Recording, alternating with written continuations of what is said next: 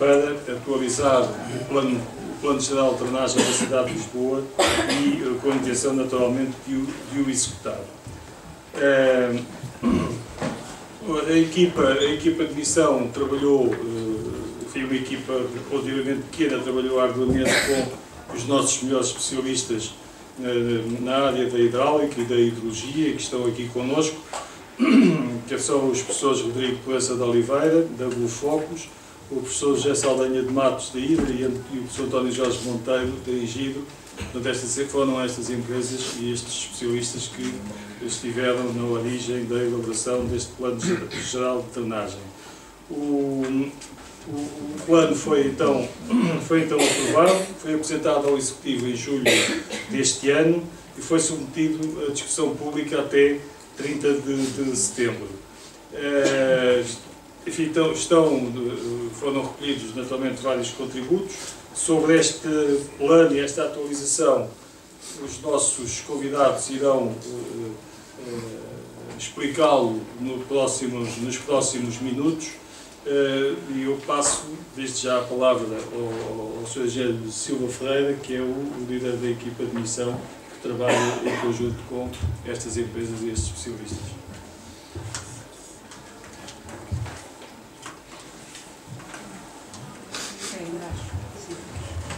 Muito obrigado, Sr. Engenheiro Ângelo Mesquita, obrigado a todos os presentes. Nós vamos ser bastante breves para que haja um período alargado, com certeza, de perguntas e respostas, que certamente na cabeça de muitas pessoas há muitas dúvidas, o que é o Plano Geral de Drenagem, e portanto vamos fazer uma intervenção que não vai ultrapassar certamente a hora, para termos um período de perguntas e respostas e tentarmos esclarecer o mais possível, a todos os níveis, o que é que se pretende fazer. Ora, o Sr. Engenheiro Ângelo Mesquita já me facilitou a vida e já me disse muita coisa para informar. De facto, o Plano Geral de Drenagem foi iniciado praticamente em dezembro de 2004, fez-se um curso para angariar uma equipe que pudesse desenvolver o Plano Geral de Drenagem. Por incrível que pareça, Lisboa não tinha exatamente um Plano Geral de Drenagem, tinha vários estudos, várias intervenções, não tinha uma coisa que se pudesse considerar propriamente dita um Plano Geral de Drenagem.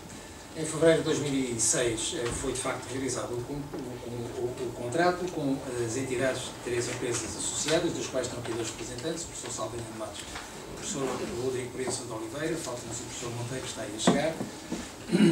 Como disse o Sr. Engenheiro também, a Câmara iniciou também em 2005 contactos na altura com a EPAL, com a tentativa de, com o plano que se fosse desenvolvido, houvesse uma sinergia de tentar, na medida do possível, haver um acordo de modo a que a EPAL conseguisse efetivamente ficar com a rede de saneamento da cidade durante um período alargado, com certeza, e também com a obrigação de implementar esse período alargado.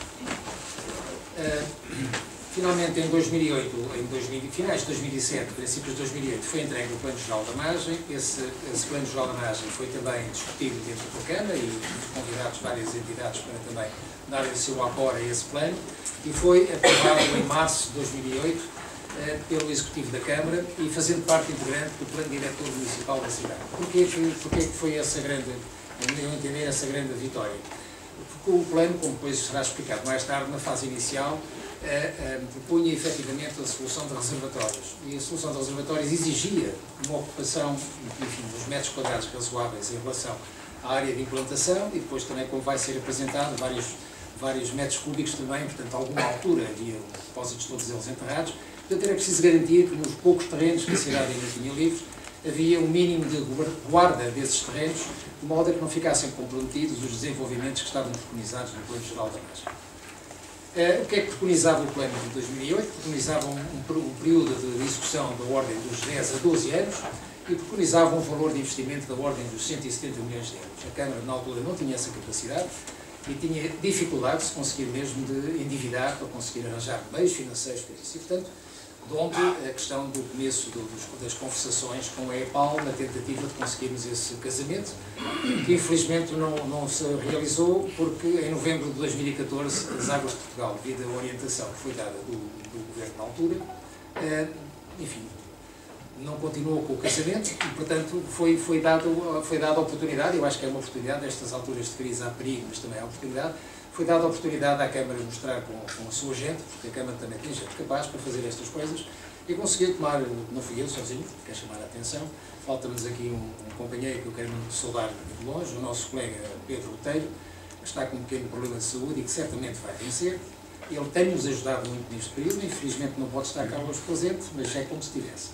Portanto, ele e mais outros elementos também fazem parte dessa equipa, alguns elementos vindos da ex-Sintejo, e que nos têm ajudado bastante. Começámos a pegar nisto após a constituição formal da equipa de missão, que o Sr. Engenheiro nos disse, que foi constituída em dezembro de 2014. E quais são os objetivos, efetivamente, desta equipa que eu tenho o prazer de coordenar? Era importante fazer uma atualização do Plano Geral da Margem. Nenhum plano geral ou nenhum plano diretor consegue aguentar mais de 5, 6, 7 anos.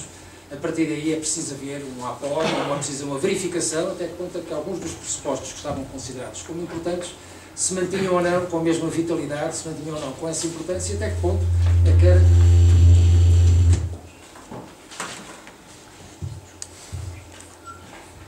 Está resolvido. Muito obrigado. Que era importante ou não, efetivamente, reavaliá-los e pensar, até porque, obviamente, havia outras soluções que estavam a ser apresentadas e que, portanto, poderiam ou não ser avançadas como alternativas ou sopesadas e, portanto, definir. Era importante também, neste plano de atualização, conjugar e fazer, ao fim e ao cabo, uma verificação com 3 programas muito importantes. O programa de uma praça em cada bairro, que era e é, efetivamente, um objetivo do Executivo Camarário. Estamos a falar de cerca de 30 intervenções em toda a cidade de Lisboa, e era preciso verificar até que ponto é que estavam ou não preconizadas obras dentro do Plano Geral de Drenagem para essas áreas, e até que ponto é que havia necessidade, aproveitando aí sim a oportunidade de se esmorecar certas zonas, porque não começar o Plano Geral de Drenagem para isso. Era preciso também compatibilizar o chamado Plano de Acessibilidades e, não menos importante, o Plano de Pavimentação dos Arruamentos, que também está em curso. Foi feita essa avaliação e foi efetivamente concluída praticamente o Plano Geral de Drenagem, ainda numa forma de draft, em 10 de julho deste ano. Outro objetivo, não menos importante, era aproveitar a oportunidade do Horizonte 2020. Como sabem, a Europa está a preconizar um investimento largo em infraestruturas de base que ainda faltam completar nos diversos países membros, e essa questão era fundamental, que se aproveitasse essa energia, essa parte boa do financiamento e se pudesse fazer candidaturas. É um dos nossos objetivos, estamos a trabalhar também nisso. O terceiro objetivo, não é menos importante, é começar com as obras, porque o plano é uma coisa muito bonita, depois temos os projetos a seguir em alguns casos, e depois temos que executar as obras. Esse também é um dos objetivos que iremos começar logo que haja uma aprovação. Posso chamar a atenção também que já temos uma ação em curso, englobada neste Plano Geral de Drenagem, que é a revitalização, eu diria, a verificação e completamento do chamado cadastro de saneamento da cidade. Nós temos um cadastro, infelizmente, com deficiências, é incompleto, com dados errados, porque ainda residia muito na cabeça de magníficos fiscais e encarregados que nós tivemos durante muitos anos, mas que tinham, à boa maneira, daquelas pessoas mais antigas de guardar tudo na cabeça e passar pouco para os computadores ou para os desenhos. E, portanto, existe efetivamente alguns problemas com esse cadastro, e, portanto, é preciso revitalizar esse cadastro, digitalizá-lo, verificá-lo, fazer inspeções através dos circuitos fechados de televisão, CCTV, os nossos robôs. Nós temos já um bocadinho velhinho, verdade seja dita, e foi lançado já um processo, uma aquisição de serviços da ordem dos 4 milhões, que vai durar cerca de 3 anos e que já está colocado a concurso. E, portanto, em breve, com certeza, quero acreditar, até ao fim do primeiro trimestre, será selecionada a entidade que irá ter isso a seu cargo.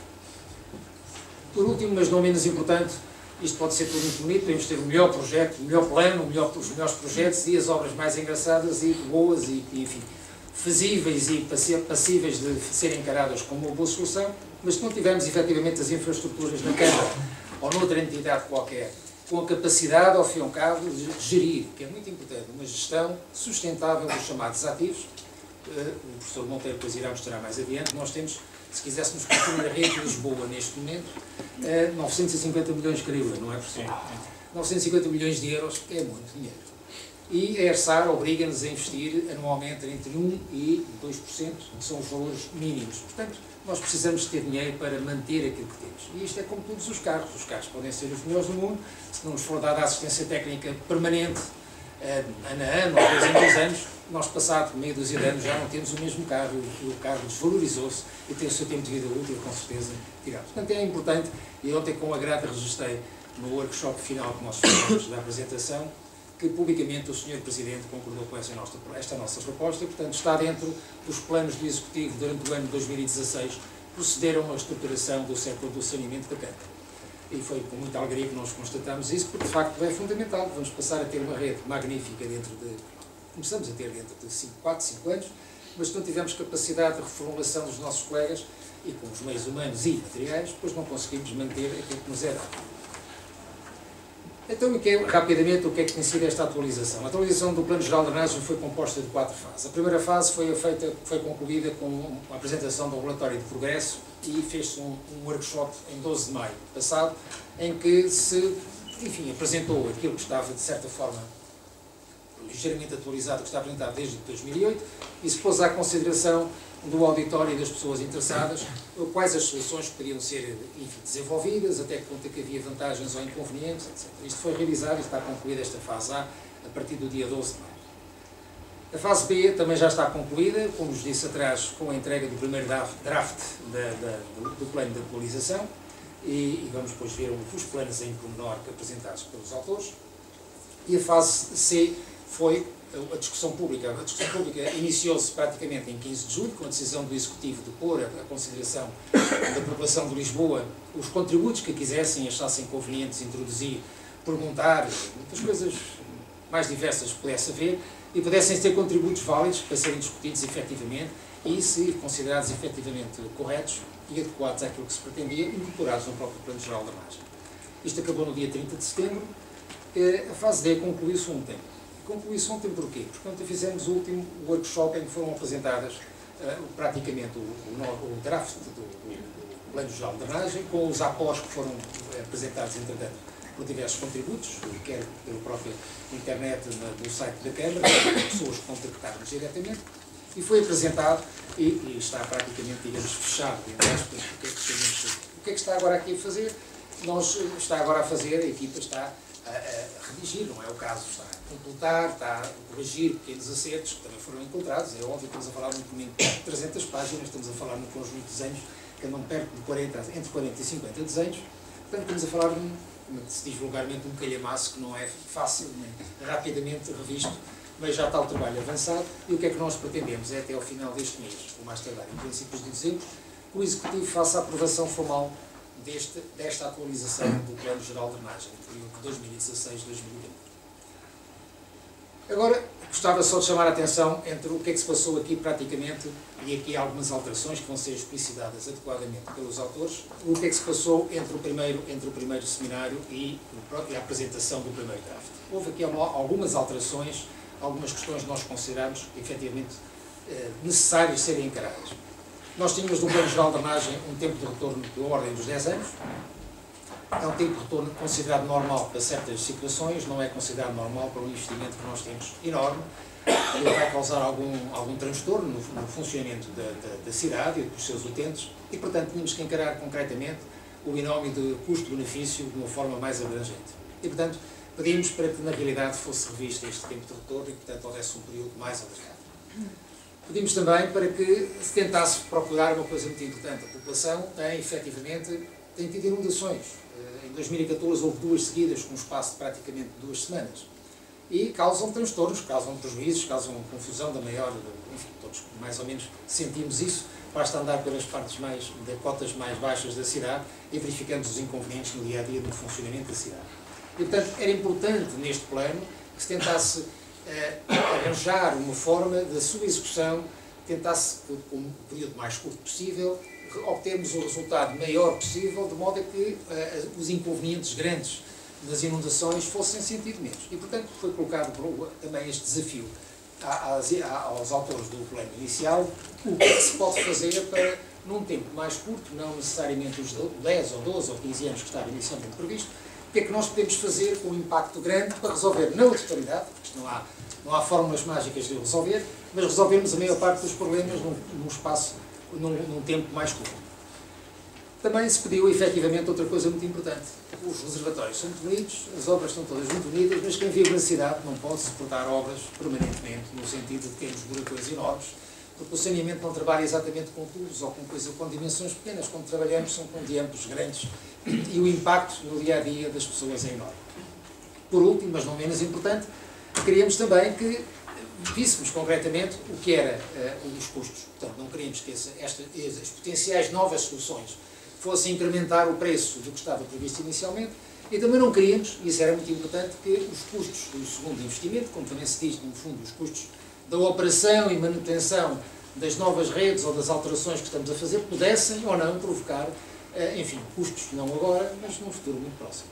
Queríamos, na medida do possível, que o que fôssemos investir fosse passível ter um custo de operação e manutenção relativamente baixo. E agora o desafio é efetivamente isto. Nós queremos, que foi também pedido ao consórcio, por favor, nós queremos parar Lisboa, não é para o século XXI. Nós já estamos com 15 anos do século XXI. Temos que ser ambiciosos. Não queremos ser denominados de Duarte Pacheco Pereira, nenhum de nós se chama Duarte, também não se chama Pereira, mas de facto, e Pacheco também, não. Mas na realidade temos que ter os exemplos de quem tem visão para além dos 10 ou 15 anos normais. Estamos a ser atrevidos, é a designação, estamos a ser atrevidos. E portanto, vamos preparar Lisboa para o século XXII. E os colegas aceitaram este desafio e vão explicar melhor do que eu toda a semana. Deixem-me só apresentar aqui uma imagem muito engraçada. Na semana passada tive o grato prazer de estar na Semana Internacional da Água em Amsterdão. Foi uma coisa onde fui apresentar, no fundo, uma súmula deste plano, no chamado Fórum das Cidades Resilientes. Lisboa é uma das cidades resilientes, pretende ser uma das 100 cidades resilientes em todo o mundo. Temos muitas cidades, temos Londres, temos Jacarta, temos Amsterdão, temos Nova Iorque, temos Boston, com problemas todos eles considerados com o nosso muito mais graves do que o nosso. O nosso é grave, e é evidente que dói-nos porque está aqui perto, mas se nós olharmos para Jacarta está a afundar-se. É de tal ordem que o governo indonésio está a colocar como hipótese o que é que fazemos com as pessoas todas que moram em Jacarta, que têm inundações, já não é de ano a ano, é quase de mês a mês, durante o período das monções. Portanto, até que ponto é que vale a pena investir, enfim, grandes investimentos e grandes soluções técnicas, ou eventualmente retirar a cidade para zonas de cota menos inundáveis e mais excluídas. E foi apresentado este boneco que eu tenho aqui o grato prazer de partilhar com vocês, que é uma questão também que tem um pensamento interessante. Pensar global e atuar local. Não é uma coisa nova, a Agenda 21 já falava nisto, mas é interessante, tem uma série de pequenas soluções a tentar quase na nossa vizinhança, pequenas coisas, não impermeabilizarmos tudo. Nós assistimos, infelizmente, em Lisboa, e o professor Ribeiro Telo está farto de nos dizer e ensinar-nos isso.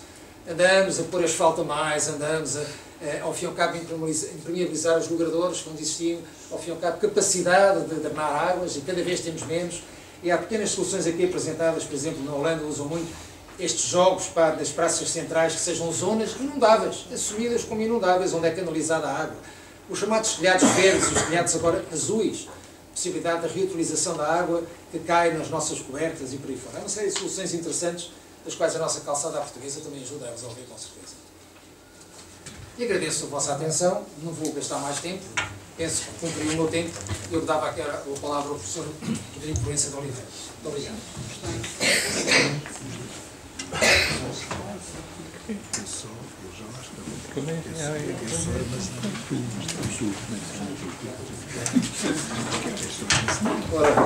Bom dia a todos. Obrigado pelo convite de estar aqui presente, para estar aqui a discutir mais uma vez o Plano Geral da Cidade de Lisboa. Nós temos as apresentações mais ou menos sincronizadas não, organizadas, com compatibilidades complementadas, e cabe-me a mim começar então esta apresentação. A estrutura das três apresentações é esta. Eu começarei por apresentar a informação de base que recolhemos quer no plano anterior, quer nesta fase, para apresentar um diagnóstico da situação. Depois o meu colega da Saldanha Matos vai falar sobre princípios, estratégias de soluções e, sobretudo, como é que estes princípios e estratégias foram implementados na zona ocidental de Lisboa, de Santa Apolónia a Algés. E depois o meu colega António Jorge Monteiro vai focar sobretudo na zona oriental, portanto, Expo, Chelas, até Santa Apolónia, e depois também fará uma síntese e apresentará a estimativa dos investimentos. Ora bom, então este plano não é obviamente um plano novo, já tem havido vários planos no passado, e está aqui uma pequena síntese dos principais planos que Lisboa teve. Além destes planos há outros estudos. mas estes são os principais planos. E como já foi aqui referido, em 2008 nós, em resultado do concurso público, iniciámos o processo então de elaboração do Plano Geral de Drenagem de Lisboa.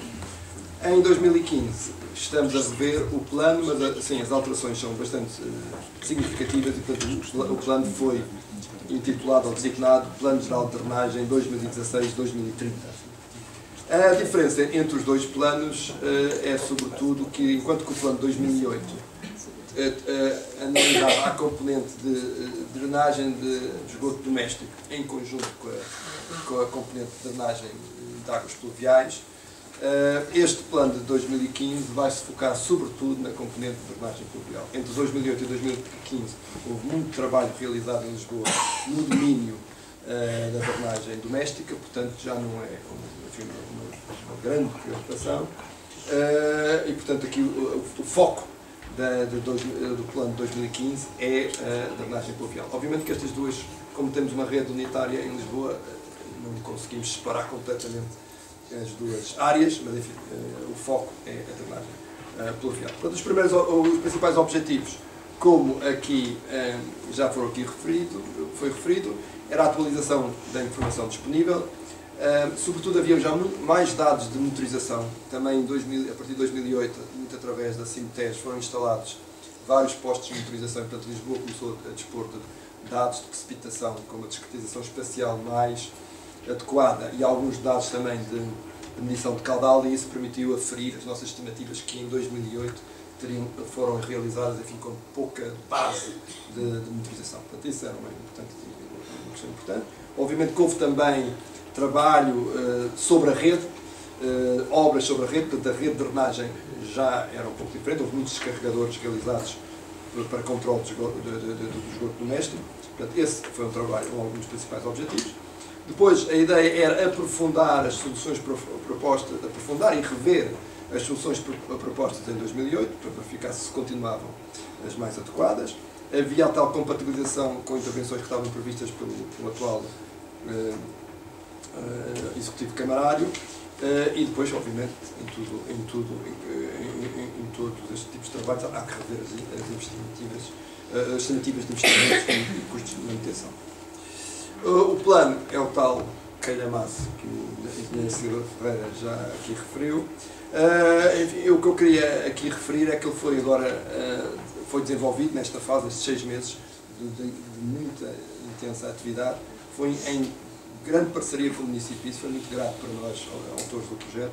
Trabalhámos muito com as equipas técnicas da Câmara, trabalhámos com a variação, trabalhámos com a presidência da Câmara, e acredito sinceramente que o plano é melhor porque nós conseguimos esse trabalho conjunto. Nunca reuníamos tantas vezes com o Presidente da Câmara sobre o plano de drenagem de Lisboa, com o Presidente da Câmara e com os respectivos vereadores. Portanto, isso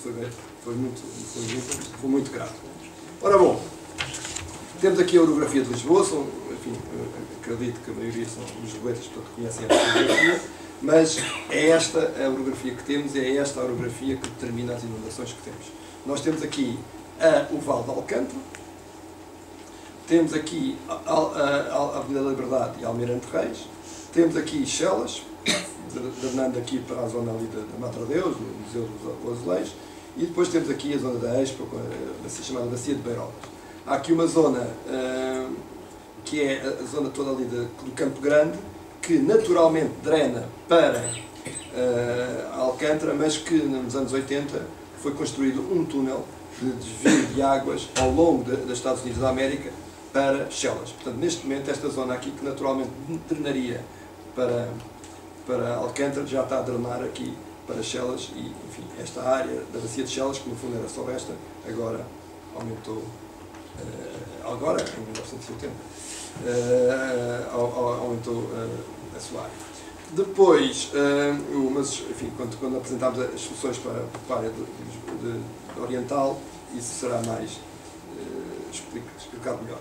Depois, obviamente, que temos uma zona ribeirinha bastante extensa, em que a influência da maré se faz sentir e, portanto, os mesmos valores de precipitação, consoante ocorrem em maré alta ou maré baixa, podem provocar ou não inundação. Portanto, isso é uma questão importante. As grandes bacias estão aqui, portanto, a tal grande bacia de Alcântara, já coartada, digamos, desta área que já está a drenar para Chelas, Beirolas, e depois duas bacias que funcionam muito em conjunto, que é a Liberdade e Almirante Reis, porque ambas descarregam ali no Rossio, Martim Muniz, e portanto aquelas inundações provocam, resultam digamos, das águas drenadas por estas duas bacias, quer ao longo do Almirante Reis, quer ao longo da Rua de São José, Rua de Santa Marta e São José, que é paralela Almirante Reis, quer do outro lado, a Avenida da Liberdade, com Santa Marta e São José, com duas avenidas paralelas. Ora bem, a rede de drenagem de Lisboa tem cerca de 1450 km. A idade média é superior aos 60 anos. Há coletores bastante mais velhos, mas a idade média é de 60 anos. Temos 20% da rede com mais de 80 anos e muitos com mais de 100 anos. Portanto, é uma rede já bastante antiga. Ainda funciona, mas é uma rede antiga que precisa de cuidados. Há, sobretudo, também uma grandes lacunas de informação sobre o estado de conservação destes coletores e sobre o material que é composto. Muitas vezes inferimos o material pela idade dos bairros que eles servem. Portanto, temos uma ideia de que, bom, naquela altura construímos coletores desta forma. Esta lacuna de informação, que já tinha sido identificada em 2008, é o tal trabalho que foi aqui referido, que está a ser executado para colmatar esta falha. Se identificarmos a rede principal como aquela rede de coletores pluviais com mais de um metro de diâmetro, temos sempre cerca de 173 km de rede. Portanto, os tais 1450 km, 170 km têm diâmetros superiores a 1 metro. Esta é a rede de motorização que dispomos neste momento, sobretudo operada pelo Grupo Águas de Portugal. Tem alguns postos também do Instituto de Meteorologia e temos aqui postos de precipitação e postos de caudal. Bom, todos nós sofremos as inundações mais recentes. Tenho aqui algumas imagens e alguns valores dos acontecimentos mais recentes. Portanto, em fevereiro de 2008, temos aqui os valores. Portanto, o que nós vemos aqui é que choveram 86 mm em 6 horas e cerca de 30 a 40 mm numa hora. Portanto, isso provocou as inundações. E as inundações ocorrem sempre onde já sabemos, nas zonas baixas. Baixa de Alcântara, a zona toda do Rossio, Martim Muniz, Portas de Santo Antão, e depois ali Madre Deus, junto ao Museu do Azulejo, e depois finalmente também há uma zona bastante importante no cruzamento da Avenida de Berlim com a Infante Dom Henrique, que é um pouco acima da estação do Oriente. Portanto, 2008, 30 a 40 mm numa hora provocaram inundações. Outubro de 2010, 25 mm numa hora também provocaram inundações. Há aqui um valor muito alto de 71 mm em 3 horas, foi medido num posto do Instituto de Meteorologia. Aqui também, nestas imagens, até mostra aqui a 24 de julho inundada.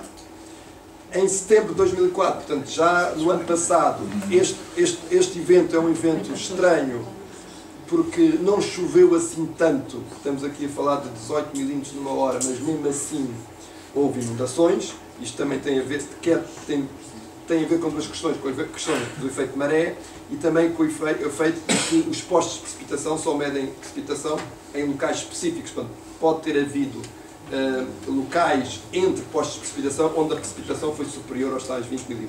E realmente, quando analisamos as imagens de radar, temos aqui zonas de roxo que correspondem a precipitações superiores a 20 mm numa hora. E depois, em outubro de 2014, mais uma vez, 10, variando agora do posto que consideramos, mas alguns postos com 30 mm numa hora. Resultado, precipitações de 25 mm, 30 mm, ou mesmo 20 mm em situações muito específicas de maré, provocam inundações em Lisboa. Grosso modo, são estes os dados as conclusões que podemos retirar dos dados que obtivemos. Bom, no caso de outubro de 2014, tivemos também a felicidade de poder ter dados de caudal. Isto é o caudal, isto é o valor de caudal ali junto à Etar de Alcântara, e reparem que mais ou menos às 14 horas foram medidos mais de 100 metros cúbicos por segundo a serem escoados pelo candeeiro de Alcântara. E tem aqui também os valores de precipitação no posto da Pontina. Só para ter uma ideia. Bom, analisado estes dados, realizada uma análise estatística, o que nós concluímos é que valores de precipitação da ordem dos 5, 10, ou períodos de retorno de 10 anos, provocam inundações. Ou seja, estes são os dados que eu mostrei há pouco, colocados num gráfico em que apresentamos também as curvas de intensidade, duração e frequência para vários períodos de retorno e, tirando aqui o caso